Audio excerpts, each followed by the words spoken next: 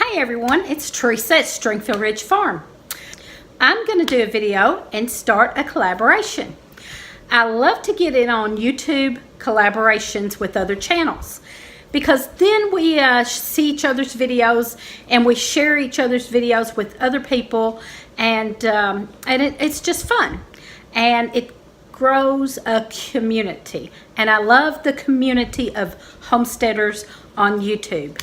And the community of YouTube, sometimes they're not just homesteaders. I love the YouTube community that gets together and supports each other and backs each other and watches each other's videos. And it's just a fun thing.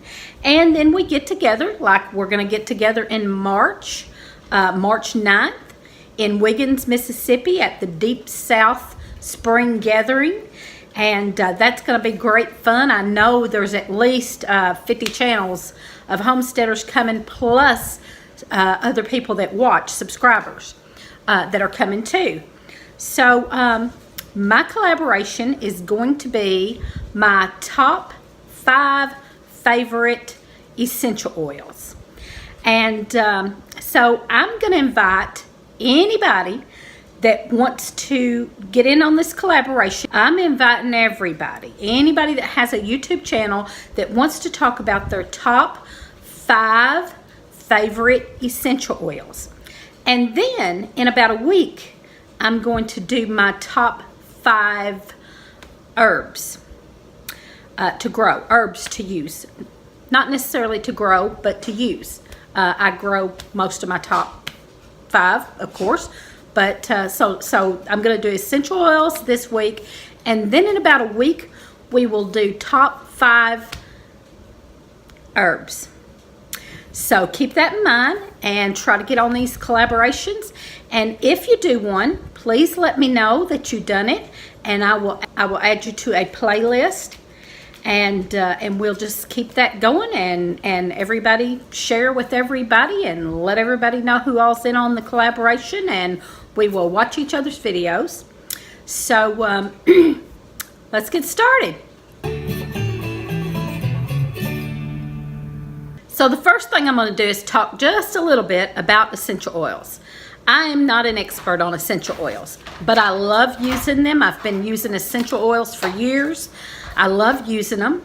My very first essential oil that I ever used, and I'm gonna say it's my top number 1, just mostly because I started using it years ago, and it has just absolutely been one of my most used and top favorites, is tea tree oil.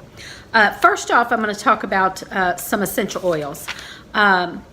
They say that you want steam distillation, and the 2 top places, I'm not recommending anybody, but the 2 top places that everybody gets them at is the Young Living and the doTERRA, and they both claim to be steam distilled and all of that, and that's supposed to be the safest method for ingestion.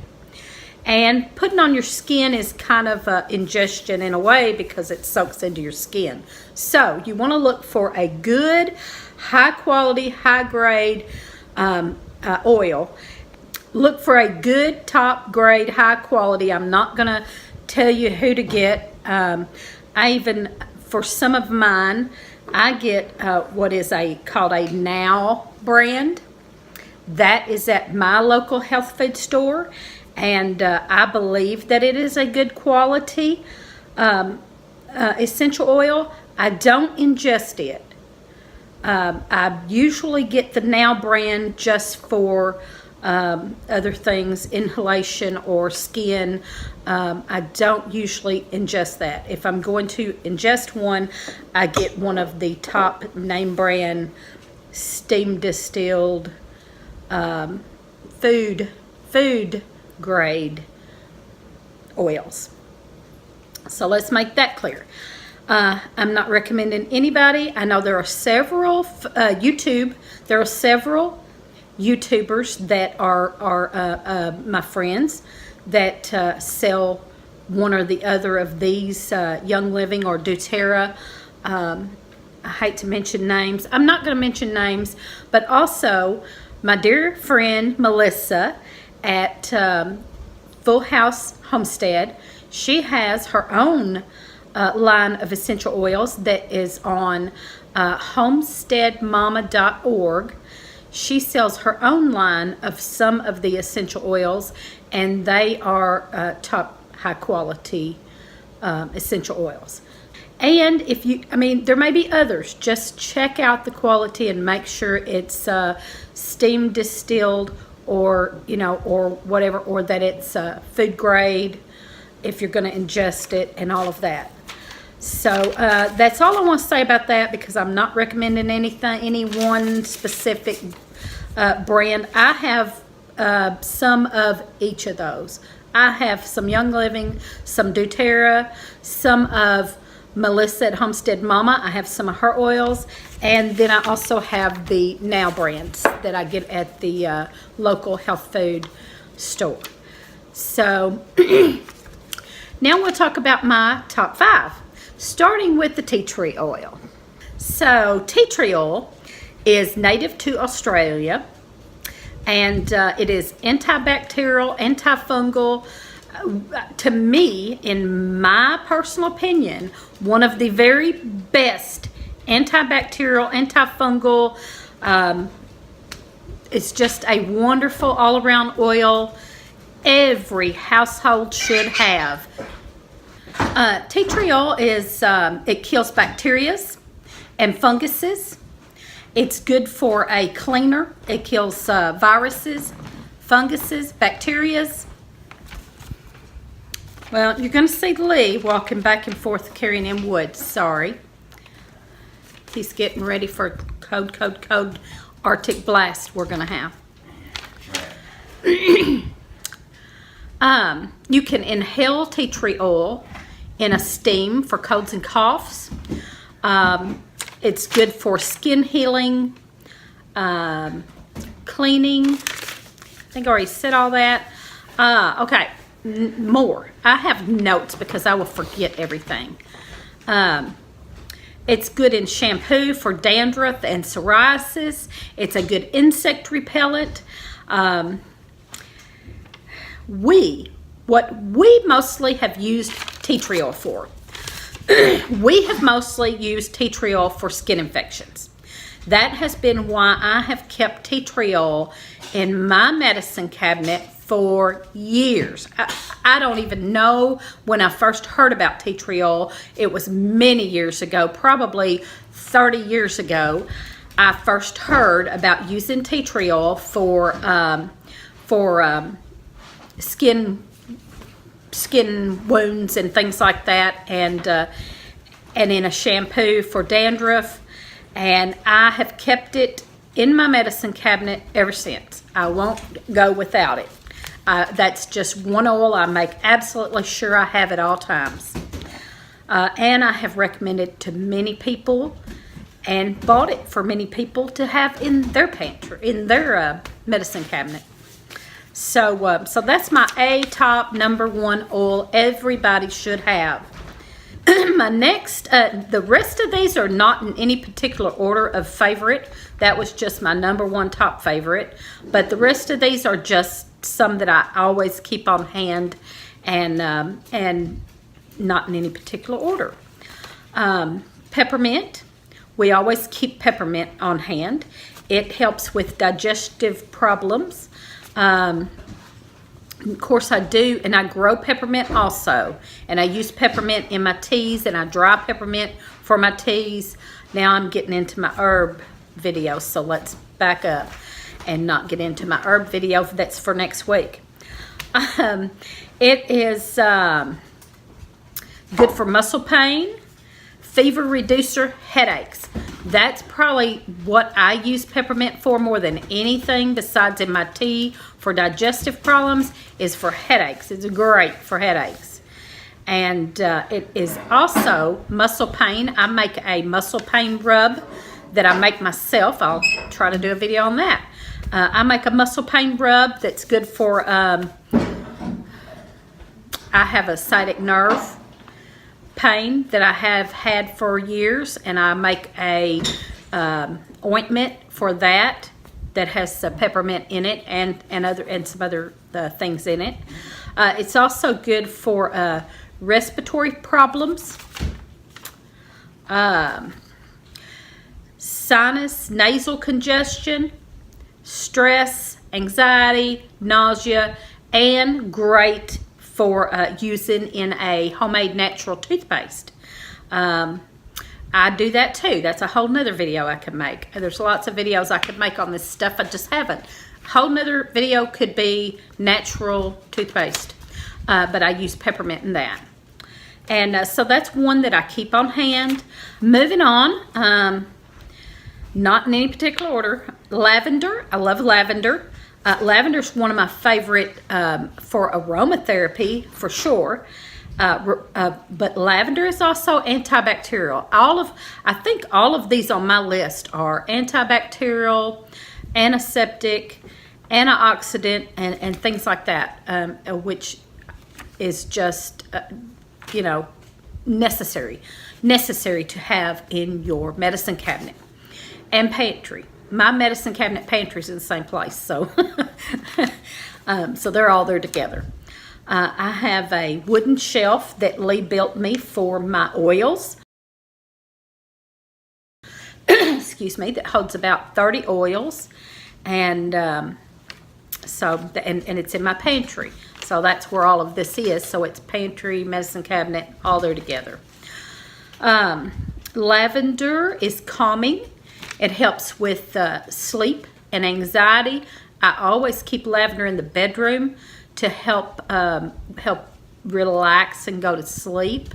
And I have had a problem with insomnia a lot before, and lavender always helps.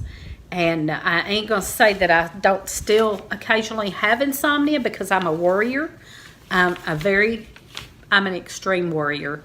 I worry about work. I worry about it, you name it. I will lay there in bed and worry about something all the time. So it's hard to sleep. When I start doing that and I think, I'm like, oh, and I get some lavender and rub it on me, or rub it on my pillow, or something. So it's great for sleep, anxiety. It is also antifungal, antibacterial. It's good in a shampoo for dandruff. It's good for itchy skin and acne. So great to have lavender. Now, let's see, clove. My next one would be clove. Now clove is a native to Asia, and it's mostly known, the first thing you think of when you think of clove oil is for toothache. And that's one reason that we keep clove oil all the time, is for toothache. The main reason. Lee found a sinus. He has sinus problems a lot, and he found out that clove and cinnamon oil and thyme oil, and he takes and puts 2 or 3 drops of those into a small, like pint size pan of water, and turns it on and gets it steaming, and then he gets down there and smells that for a little bit, and it clears his sinuses right up, and he can go to bed and go to sleep. And that has helped him so much. He, at one time, was getting sinus headaches so bad that he passed out a few times from sinus headache and sinus infection. And he started searching for a natural remedy, and found the clove oil with the other 2, clove, cinnamon, and there are other ones. If you research that, there are other oils that can go in there if you don't have one of those. But I think clove oil is probably the main essential one in there. And then, like I said, cinnamon and thyme are in there. There is a certain type of oregano that is good for that. And I can't remember the name of it right now, but I know that old Alabama gardener done a video on that. So if you have sinuses, you might check that out. We didn't get that. I told Lee about that one, but he had found this one, and I happened to have these on hand. So he went ahead and used these because that's what we had on hand. And to us, that's something we kind of live by, is use what you have instead of buying more. So anyway, clove is also antibacterial. It is good to regulate blood sugar, helps fight inflammation, and it helps boost your immune system. So there's some things about clove oil. So we keep clove oil on hand at all times, especially for toothache and for Lee's sinuses. That's our two main purposes that we keep it, but we cannot do without that, especially for his sinuses and for toothache. So that's great. Okay, and the last one on my list is a new one for me. I just learned this one from Melissa, homesteadmama.org, and she also has a YouTube channel. If you don't know her, look her up. It's Full House Homestead, Homestead Mama. Her website is homesteadmama.org, and she sells her brands of essential oils. And I just learned this one from her, but it has become one of my favorites also. It is Litsea cubiba. It has a citrusy smell. It is native to Asia. It is also in Asia called mountain pepper, and it is a Chinese remedy for lots of things.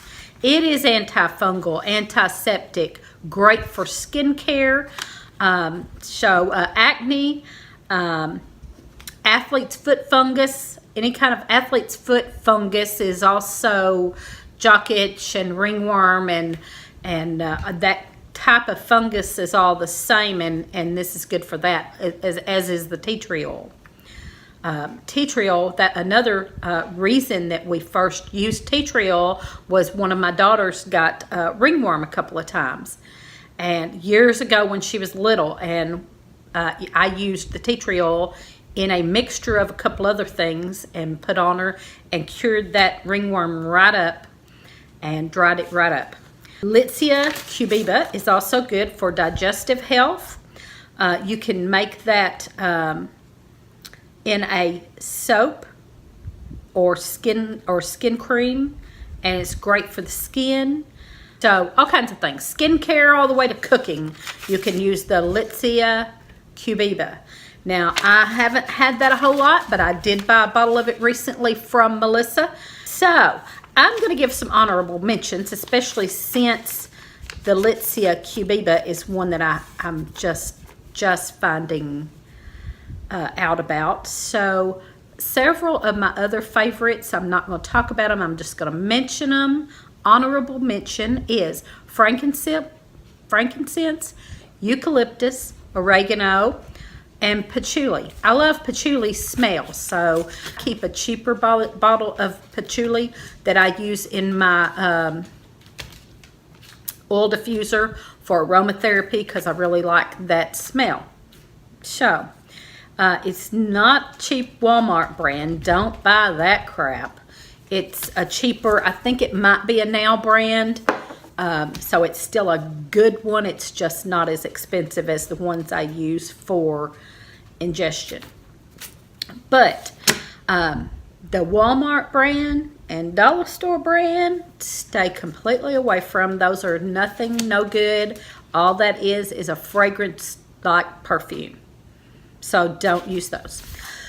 So there you go. Now, that's the end of my little spiel. I want to invite everybody, if you don't have a YouTube channel, thank you for watching, and I hope I helped you learn something about some oils that you might want to try out. If you do have a YouTube channel, consider doing this collaboration and letting me know you've done it so that I can add you to a playlist. And if you don't have a channel, but you want to comment and tell me your favorite essential oil, that'd be great, because I love for you to subscribe and give us a thumbs up and comment.